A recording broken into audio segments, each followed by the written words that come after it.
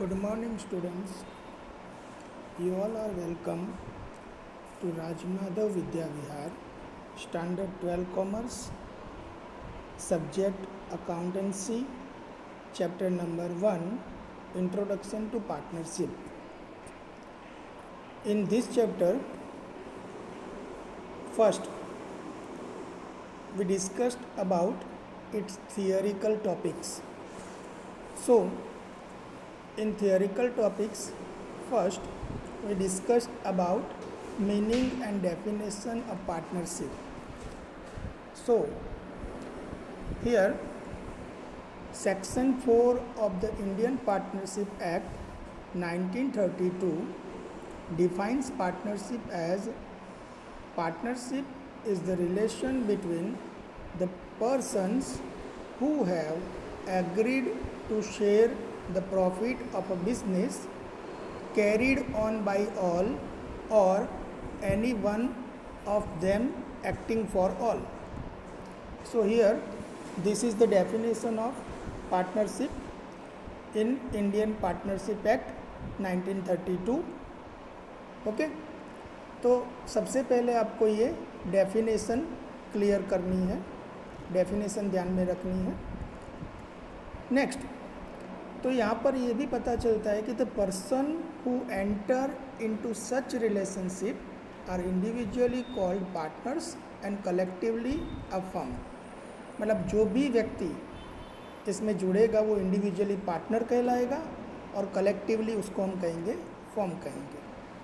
तो ये पार्टनरशिप के कैरेक्टर्स कौन कौन से होते हैं, तो वो नेक्स्ट टॉपिक में आएगा हमारा characteristics of partnership.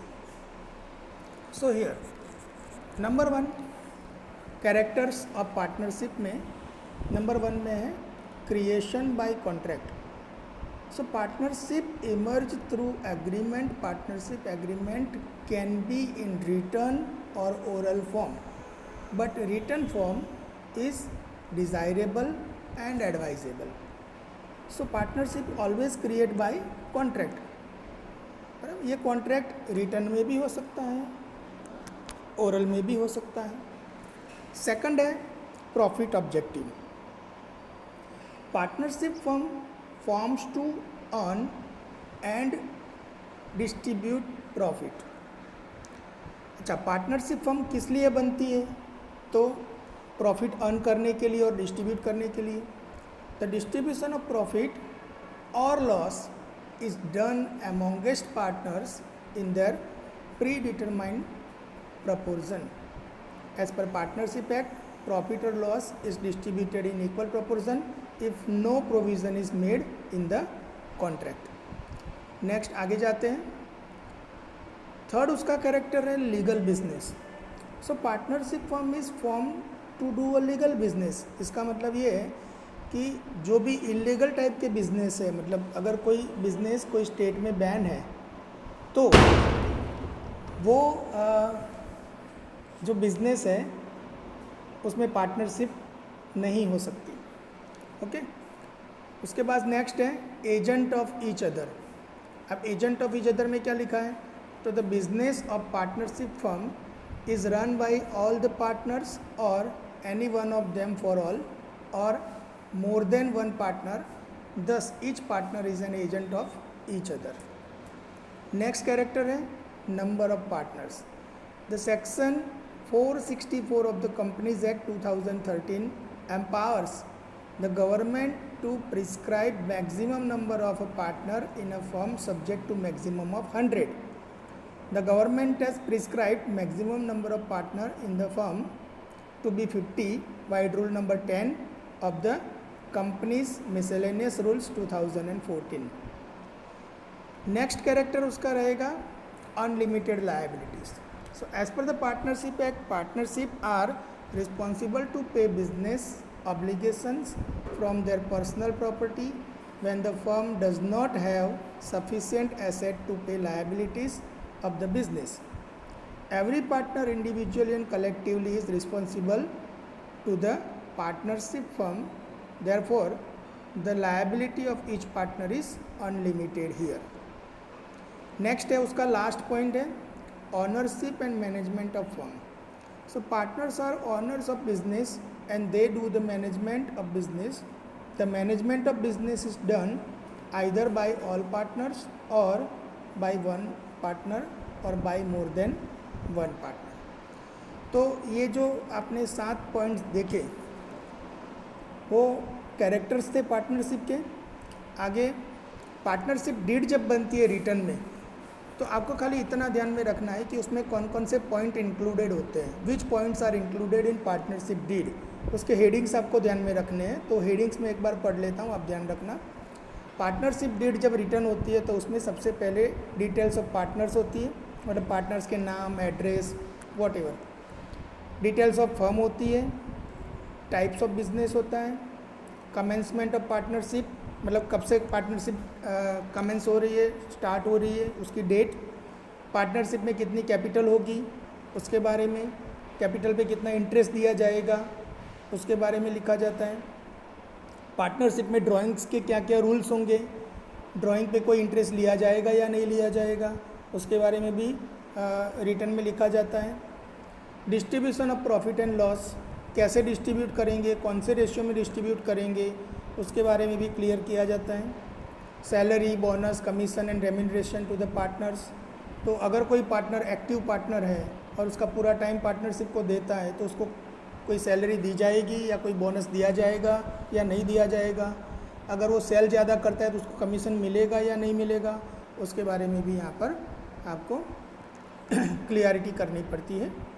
Interest on loan provided by partner to firm, अब इसमें एक पॉइंट है कि अगर कोई पार्टनर ने फर्म को लोन प्रोवाइड की है तो पार्टनर फर्म से 6% इंटरेस्ट ले सकता है ना, ये रूल है।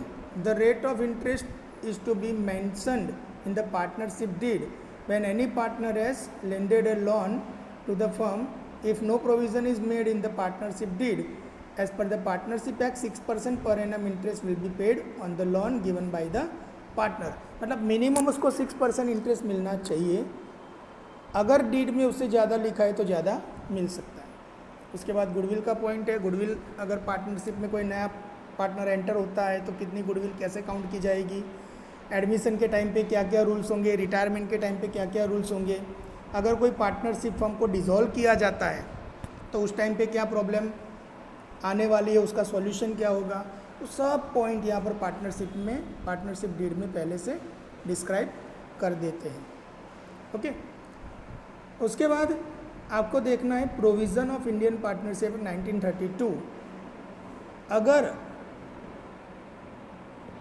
किसी ने रिटर्न फॉर्म में डीड प्रिपेयर नहीं किया है और ओरली कॉन्ट्रैक्ट करके पार्टनरशिप स्टार्ट कर दी है तो इन फ्यूचर जो भी प्रॉब्लम्स क्रिएट होंगे वो प्रॉब्लम्स कैसे सॉल्व आउट होंगे, तो पार्टनरशिप एक्ट के अंदर ये उसका सॉल्यूशन पहले से है।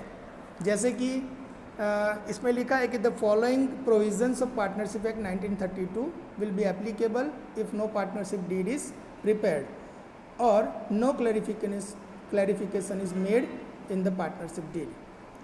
कौन कौन सा है, तो पहला point, each partner contribute capital in the firm by mutual agreement. हर एक पार्टनर को कैपिटल का कंट्रीब्यूशन देना पड़ेगा, लेकिन ये कंपलसरी भी नहीं है। There is no restriction in the act in this regard, it is not mandatory to bring a capital for each partner. हर एक पार्टनर कैपिटल लाएगा ही, ये कंपलसरी नहीं है। Interest on the capital of partner can not be paid.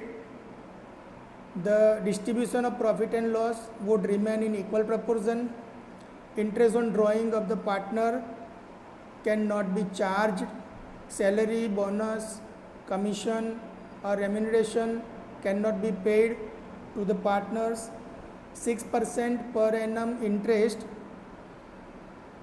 is payable for the loan given by any partner to the firm.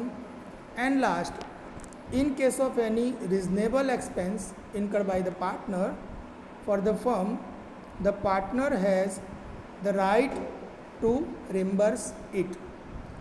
तो ये जो all the 7 points थे, बराबर, ये 7 points कब अप्लाई हो सकते हैं, ये तभी अप्लाई होंगे जब आपने रिटर्न में पार्टनरशिप डीड प्रिपेयर नहीं किया है। अगर रिटर्न में पार्टनरशिप डीड प्रिपेयर किया है तो ये 7 पॉइंट्स का कोई ज़रूरी नहीं है, लेकिन कई लोग क्या होते हैं कि ओरली पार्टनरशिप डीड पहले से नक्की कर लेते हैं और फिर पार्टनरशिप स्टार्ट करते हैं, उसके बाद में उसको प्रॉब्लम्स आते हैं तो प्रॉब्लम्स को सॉल्व आउट करने के लिए यहाँ पर ये पॉइंट्स आपको दिए गए हैं। तो जहाँ तक हमारे थियोरिकल पोर्शन का यहाँ पर सवाल है, तो फर्स्ट चैप्टर में से इतनी थियोरी जो है वो हमारे लिए इनफ है। उसके बाद नेक्स्ट वीडियो में हम सम्स के ऊपर जाएंगे, शॉर्ट सम्स यहाँ पर आपके क्लियर किए जाएंगे। तो आज अभी इतने थियोरिकल टॉपिक को आप एक बार पढ़ लेना, देख लेना, क्लियर कर लेना। नेक्स्ट वीडियो में आपको शॉर्ट सम्स के बारे में हम बताएंगे। Okay, thank you very much, have a good day, good bye.